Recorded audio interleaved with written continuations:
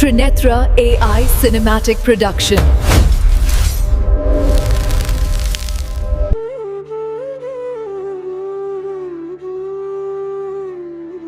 मेरी माँ प्रेम का विशाल सागर थी। जब मैं छोटा था तो पूरे कस्बे में सब मुझे वसु सेना कहकर पुकारते थे। मेरा छोटा भाई शोण हमेशा मुझे वसु दादा कहता था। मेरी माँ दिन में 1000 बार मुझे वसु वसु कहकर पुकारती थी।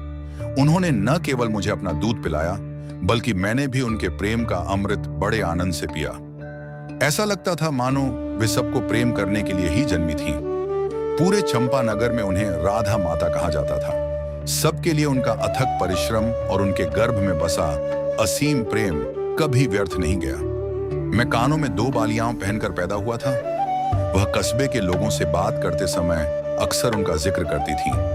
अगर मैं एक पल के लिए भी उनकी नजरों से ओझल हो जाता तो वे डर जाती, वे ऊब जाती। वे अपने पड़ोसियों के पास जाकर मुझे ढूंढने की कोशिश करती। कभी कभी वे मेरे सामने बैठ जाती और खुद को भूलकर मेरे कानों में पहनी बालियों को निहारती रहती। कई बार वह मेरे सिर पर हाथ फेरती और प्यार से मुझसे कहती, वासु, मैं गंगा के पास कभी नहीं जाना चाहती। मैंने पूछा, क्यों न चले? देखो, तुम्हें अपने बड़ों की बात सुननी चाहिए। अगर वे कहते हैं कि तुम्हें नहीं जाना चाहिए तो तुम्हें नहीं जाना चाहिए। तुम कितने डरपोक हो। अरे, अगर ये चला गया तो क्या होगा? नहीं वासु, उसने मुझे गले लगाया और अपनी लंबी उंगलियों से मेरे बालों को सहलाते हुए पूछा, वासु, क्या तुम मुझे पसंद करते हो या नहीं? हाँ, मैंने सिर हिलाया। मेरे कानों में लयबद्ध ढंग से झूल रही बालियों को प्रशंसा भरी निगाहों से देखते हुए वह कहती, तो तुम्हें मेरे आदेश का पालन करके गंगा जाने की जरूरत नहीं है। वह मुझसे करुणा से कहती।